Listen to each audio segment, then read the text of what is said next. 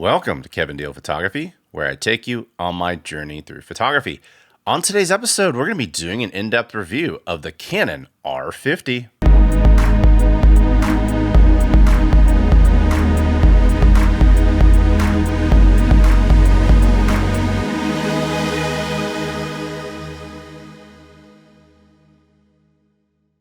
Welcome to today's episode. If you're not familiar with Kevin Deal Photography, we do gear reviews, tips, techniques, and tutorials, and sometimes we dive into film. If any of that sounds appealing to you, click the subscribe button below. So if you watch this channel, you know that I use a Canon R5, I use an R7, I shoot on a Fuji GFX 100S. I use some pretty cool cameras. So you're probably asking, what am I doing with an R50? Well, I have my reasons, and I'm very intrigued by this camera. So here it is, the Canon R50. Now, I'm not going to bore you with a box video. Boxing videos are really dumb. So here it is in all of its glory, the Canon R50. It's tiny. It uses a crop sensor, so that's something to keep in mind. It's a 24 megapixel camera. I'm going to go ahead and put a 50 millimeter 1.8 on there just to protect the sensor. That's something I noticed right off the bat, is that there is no window to go down in front of the sensor like on my R5 and on my R7. My first impressions of it is that, wow, it's super tiny. My whole hand can't fit on it, but I have a feeling I'm gonna have a lot of fun with this camera. So we're gonna put it through its paces today. My first order of business, just because I like to entertain myself, is I'm going to attach my 28 to 70 to it and have a little bit of fun with that. Okay, this is ridiculously stupid. I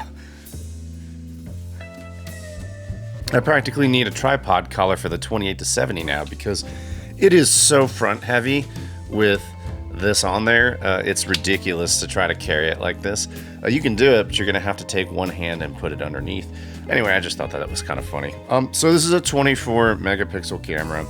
It shoots stills. It's clearly marketed toward the beginner. It's the kind of camera you'd walk into Costco and see. However, Canon has been massively stepping up their game for entry-level cameras. They've been putting their really good autofocus algorithms from their more expensive cameras like the R3 into tiny, inexpensive cameras like R50s, R100s, etc. You can see from my R8 review, link in the description below, that the algorithms inside that camera were significantly better than my R5. It had a better hit rate, it was stickier, and so I'm going to put that to the test with this R50. Let's go over the specs real quickly, and then we're going to do a test in the real world with portraiture and street photography and vacation and some landscapes and all that, just to see who this camera would be good for. We're also going to use it for video. As a matter of fact, the primary reason that I bought it was for a static shot for video to replace what you're seeing right now. I want it to be my permanent camera for my YouTube channel for this shot that you see right now. Now what you're seeing right now is C-Log 3 in a full frame. I'm using the R8 right now, and now we're gonna switch to not C-Log because it doesn't do C-Log. We're gonna switch to the R50 for this shot. I'm using the 16 millimeter 2.8 STM, and of course you're gonna see how the crop impacts things at 16 millimeters right now. Okay, so now you're looking at the cropped 16 millimeter non-C-Log shot. This is baked in. I'm using the neutral color profile. I felt like the portrait color profile was a little too saturated for my skin tones. And so you can see it does 4K, 30 frames per second is what it maxes out at. That's perfectly fine for me. Anything lower than that's fine. And then if you want to do high speed, 120 and all that, you can do that with full HD. For 99% of you out there, 4K 30 frames per second is just fine. Now, I'm looking at the algorithm. It is sticking to my eye, but the algorithm is good. It is sticky. Another really thoughtful thing that Canon is now starting to put into their cameras with video is a tally light on the screen. My R5 does not have that. My R7 does not have that. So having a blinking red box around the screen is much appreciated.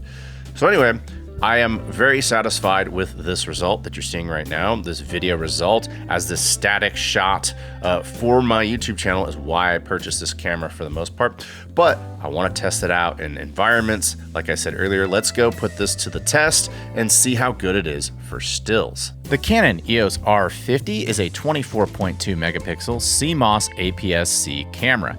It shoots 4K uncropped movies at up to 30 frames per second, oversampled from 6K.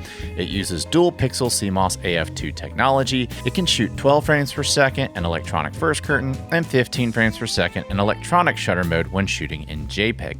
Because this camera is being marketed toward that phone photographer who's transitioning to their first real camera, Canon offers special assist modes like Advanced A+ Assist and Movie for Close-Up Demo mode. It has UVC UAC compatibility for webcam and streaming, but for seasoned photographers who simply want a light camera, you can still take this camera into manual modes and have more control over your perimeters. With the LPE17 battery inserted, the camera only weighs 0.83 pounds or 375 grams, and it comes in at a street price of $679 US. Now let's test out the R50 on my bread and butter, portraiture. Let's talk about the R50 for portraits. I'm sure many of you who are watching this video dream about one day maybe getting an R3 or an R5 or an R6 Mark II or even an R8.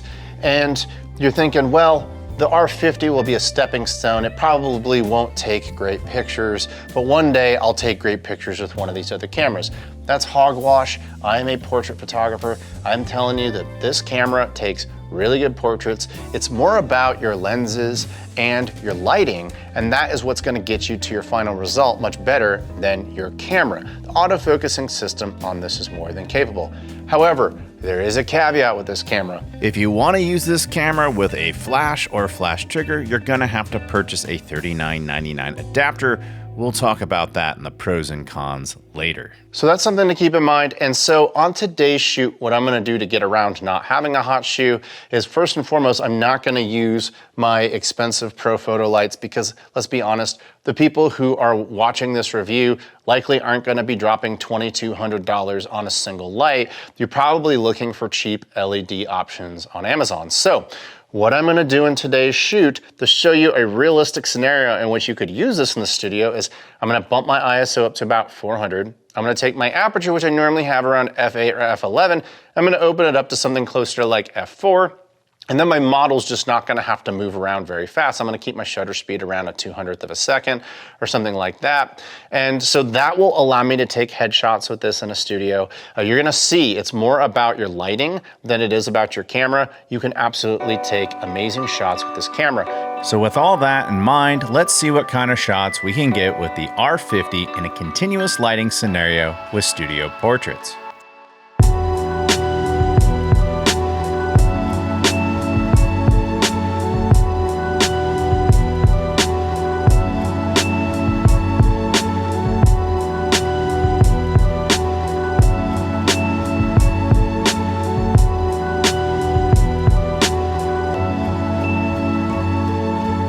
So taking a look at this, look at how snappy that autofocus is. It's locked onto the eye.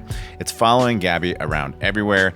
And just to make sure that I'm doing a real world test, yes, I do shoot in RAW, and I did shoot some of this session in RAW, but I'm gonna indicate the shots that I shot in JPEG. I shot almost all the shots of this session in JPEG because I wanted to demonstrate how powerful this camera is and how well this camera reproduces portraiture. Outside of a basic skin retouch, everything is straight out of camera. And don't worry, those of you who saw that 28-70 at the beginning of the episode, I'm actually just using the $200 Nifty 50 on all the shots you've seen of Gabby. So you saw how this camera worked in a controlled environment like a studio, but let's take this camera into a less controlled environment. Let's shoot in the harsh, high noon sunlight and see what kind of shots we can get, and it'll also show you how well the dynamic range works on the R50.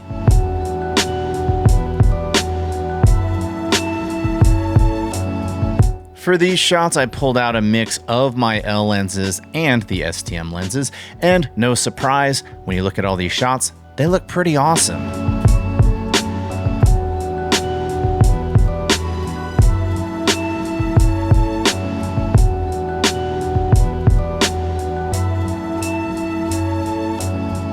speaking of dynamic range, I also use this as an opportunity to test out the low lighting capabilities, high ISO capabilities of the R50, and to be quite honest, for the price, when I look at these files, I think it did a fantastic job.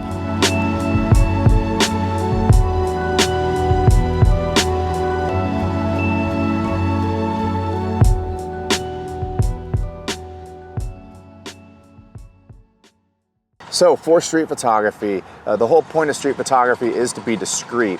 And so I thought that the perfect lens to pair with this R50 is the 28mm 2.8. It's small, it's a compact pancake lens, it's light.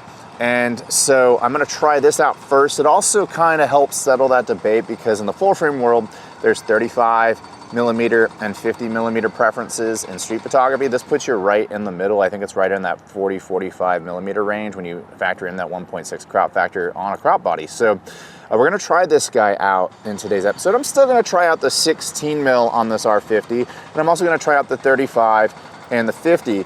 My suspicion is the 16, this 28, and the 50 are like the perfect small lens trio, kind of a de facto holy trinity for street photography to be paired with the R50, and we're gonna find out just that right now.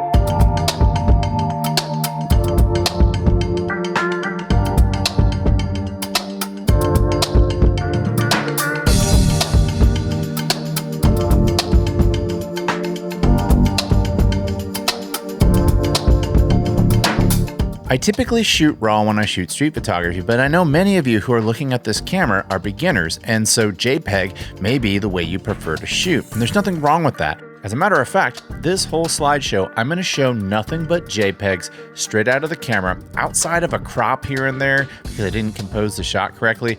Everything is straight out of camera.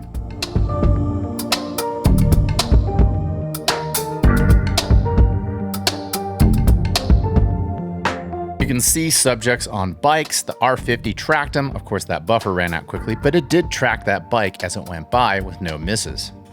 I did use my RF 14-35L at the beginning of the slideshow because I wanted to see what 14mm look like on the R50. But in general, I didn't use any image stabilized lenses, and I was able to get down to a 15th of a second. Yeah, the subjects are blurry, but that's the point. The environment is razor sharp, and so you can handhold the R50 even though it doesn't have internal stabilization. Now in this session, you'll see that I use the 16mm, the 28mm, the 35mm, and the 50mm. And I think that all four of those lenses are pretty good for street photography. Personally, I will take the 35 out of my arsenal in favor of the more slim 28mm. But as you can see from these shots, they all have their place. The 16 gets me those wide shots, good for cityscapes, things like that. The 28 gets me a little closer, but still tells a story about the environment.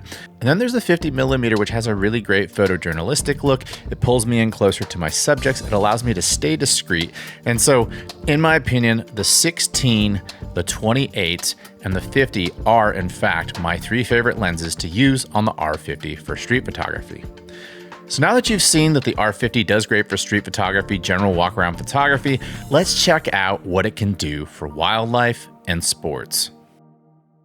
Now, I know that a lot of you who purchase this camera are going to be hobbyists, not professionals. And so I'm going to put a hobbyist wildlife lens on this. I'm going to test it out for wildlife. Keep in mind there's a UHS 1 limitation on this card, so your buffer is going to tap out quickly. I even put a V90 card in here just to prove the point. We're going to put this in the burst mode for drive mode, and let's just see what kind of results we can get. So it does bursts of 6. You'll see a red number 6 there. That just means that you can do it in bursts of 6. That's not great. That burst of 6, that's going to be great if your daughter is having a recital and she's doing ballet and you want to catch a jump at the top. Six in a burst is enough to get you there. One thing that less frames will get you is it'll teach you how to become a better photographer. Back in my day, we used to have to shoot on film and you'd anticipate the top of a jump and you'd take one shot. So 6 is better than 1 last time I checked. So I'm sure some of you watching this are asking, Kevin, why didn't you do the test in electronic shutter? I will. It's the exact same burst rate. So I'm going to take this card, I'm going to put it in my R50, turn it on, and we're in electronic shutter right now. So when you listen, you hear that buffer? But here's that first curtain versus electronic.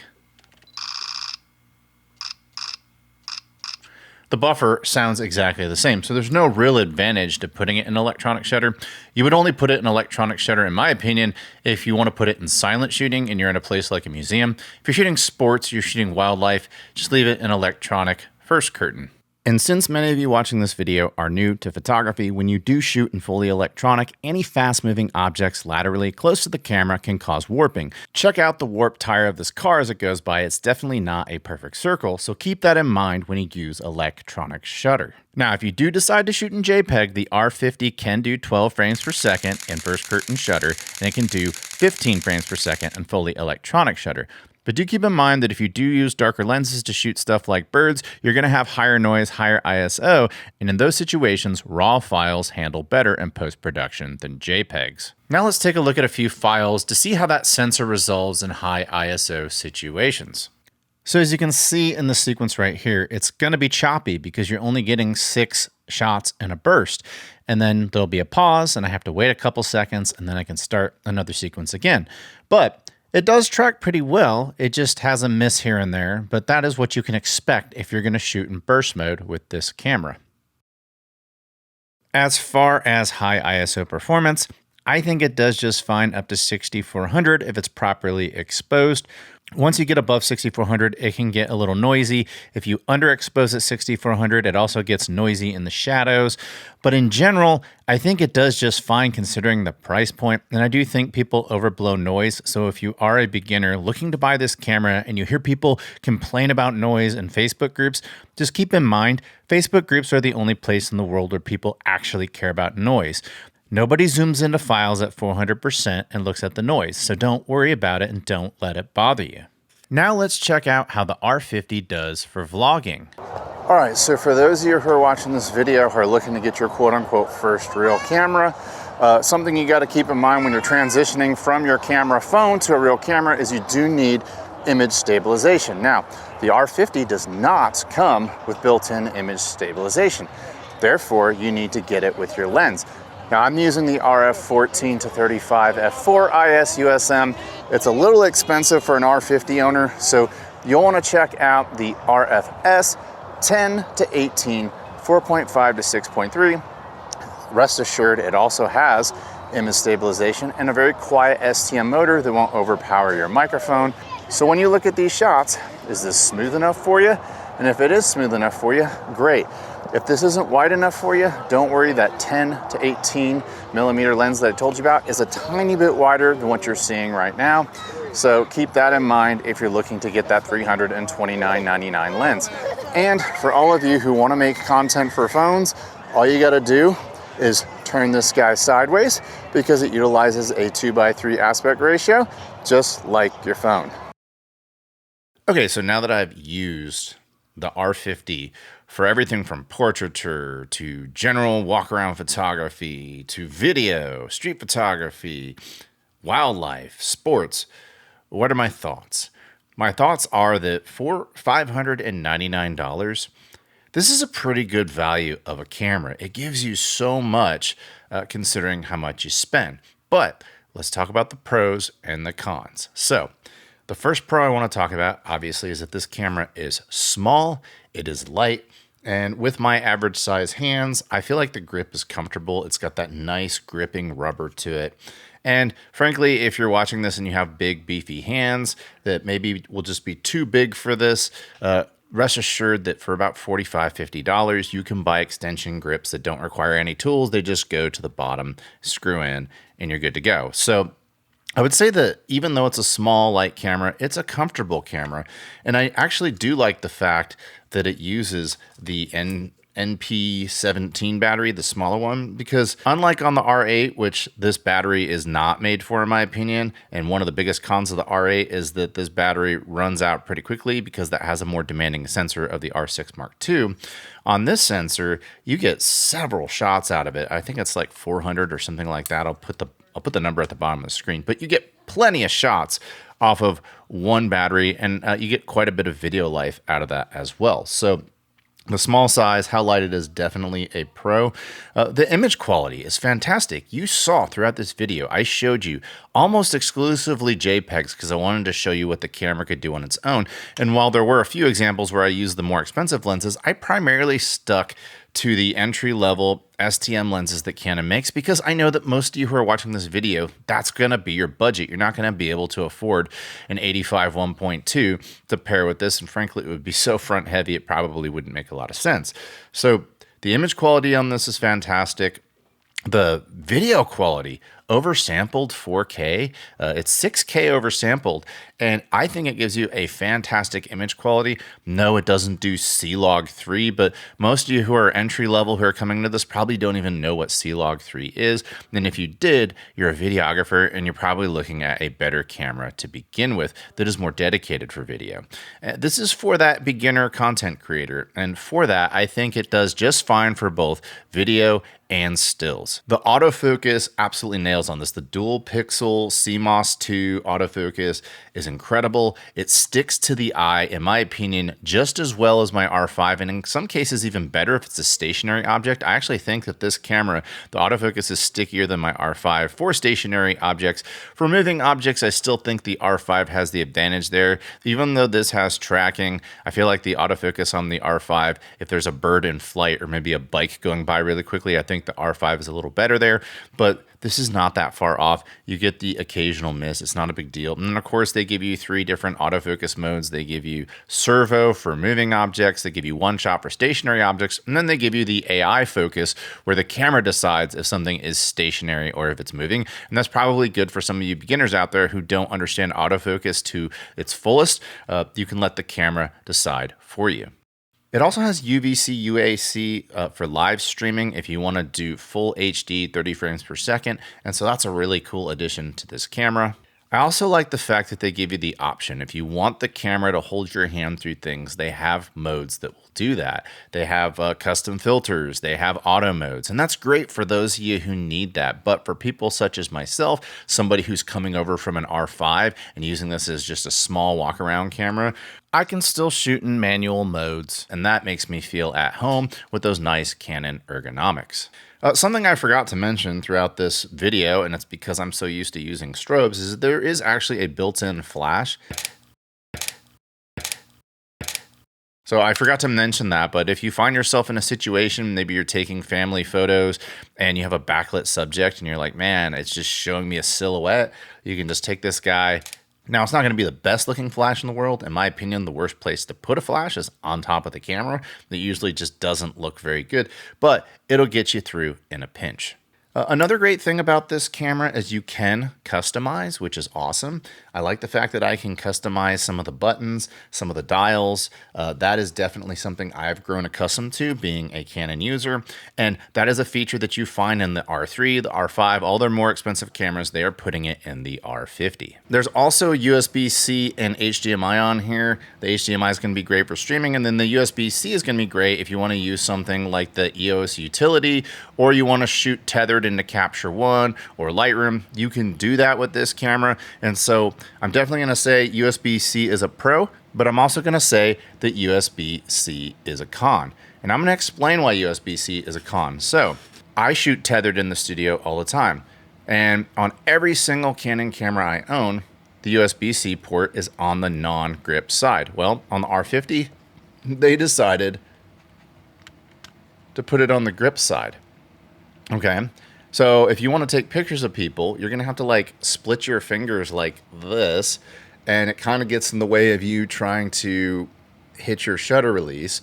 You basically have to grip the camera and then use your middle and index finger to grip the USB-C cable, and it can pull out pretty easily. Why Canon allowed this camera to tether, but for whatever reason decided to put the USB-C on the grip side, it will always be a mystery to me. And frankly, it makes it somewhat unusable in a tethering situation unless you're using it on a tripod and you're using a remote. If your goal is to attract new photographers and give them powerful features for not a lot of money, stuff like this is not how you do it.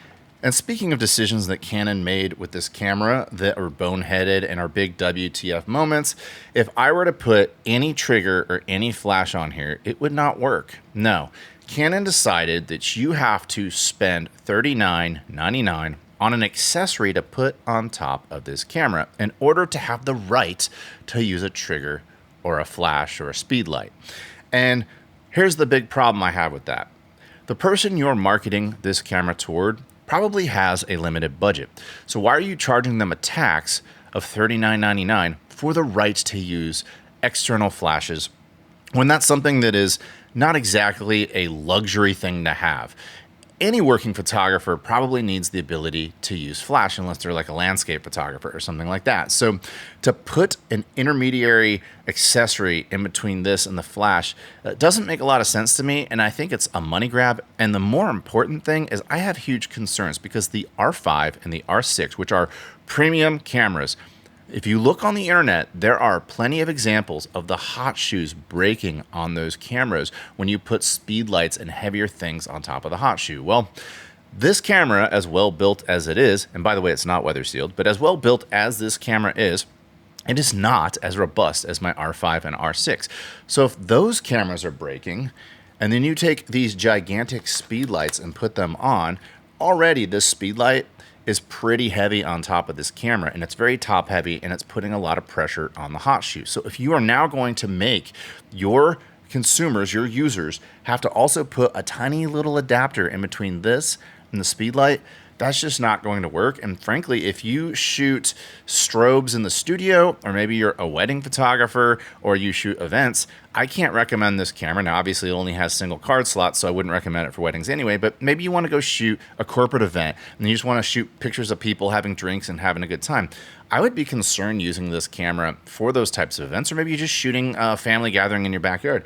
I would be concerned about the longevity of this hot shoe, especially when you have to put an adapter in between the hot shoe and the speed light or a strobe or whatever. So that might be the number one boneheaded move Canon made for the cons of this camera. And so I just want to make sure you keep that in mind if you're considering purchasing this camera for photography that requires things like flash. And while it should be celebrated that Canon allows you to customize the buttons on this, for whatever reason, they decide to just limit you on certain buttons and then not let you customize certain buttons altogether, which is not the experience I have on their other cameras. So like the AE lock button, you can only assign it to about 5 things. On all my other cameras, I actually have that as my servo and my one-shot toggle because I need access to autofocus buttons pretty quickly, and I like it right here where my thumb is. And so I typically have that button assigned to my servo, and then the button below it I'll usually assign to like eye detect or something like that. But with the AF selection button, you can't even assign that to anything at all. So that is all that button does. And I don't understand why they did it. And it was clearly an intentional thing that they omitted from this because they wanted to limit what you could do. Because if they give you too much, then, oh, now you're going to have the same features as an R6 or whatever. And that's not true. I think that that's an overreach by Canon. I think that they could absolutely let you assign this button. And then I will give them credit that the directional pads you can assign to pretty much anything, which is great. That is like your R6, R5 type of cameras. But then they do things that I don't understand, like the fact that when you hit the Q button for your quick menu, the whole point of the quick menu is to access things that you need quickly, hence the Q. Well, something that most working photographers need to access quickly is drive mode. And in every Canon camera I've ever used, when you hit the Q button, the quick menu button, drive mode comes up. Well, for reasons unexplained to me, on the R50, you cannot access your drive mode when you hit the Q button. No, you have to go into menu, and then you have to go over to the camera settings, and then you have to find it there. So my way around it, it wasn't ideal, but it got me there a little quicker, is that in my menu, I actually assigned drive mode as my top choice so I can get to it quickly, but I don't understand why Canon omitted drive mode. Like single shot, continuous, timer, those are things that you probably need to access pretty fast, especially if maybe you're like a wildlife photographer, you take in some single shot stuff of a bird that's like at rest and then it starts flying, you just want to quickly go over to your continuous. I don't understand why I can't go from a single shot to a continuous mode to a timer with the single press of a button. but you can't. And lastly, there's a custom video mode in here, which is great, but if you shoot stills, I was not able to locate a custom shooting mode in here. So pretty much the last settings you had on your camera, when you turn it back on, that's what you get. And so if you're looking for that customization, you're gonna have to step up to a better model. But that's really it as far as the pros and the cons. The pros far outweigh the cons, and I absolutely love this camera overall. I highly recommend it. And for the money, you're probably not going to find a camera with better autofocus. And the image quality was fantastic. The fact that it is compatible with all the Canon RF, RFS, EF and EFS lenses adapted, but you have so many options at your disposal. And so, yeah, if you're on the fence, as long as those cons that I talked about weren't deal breakers, I say buy with confidence. This camera rules. That does it for today's episode. I thank each and every one of you for watching today. If you like what you saw, tell me about it in the comments below. Do you own the R50? Do you love it? Do you hate it? Tell me about that in the comments below. And if you like this channel, I highly encourage you and humbly ask you to click the subscribe button below. And if you like the content I provide on this channel and you want to hear my more uncensored and in-depth opinions on photography and videography related subjects, I highly recommend you go check out my F11 photography podcast, which can be found on all major platforms, including Apple and Spotify. And until next time, I'll talk to you soon. Bye.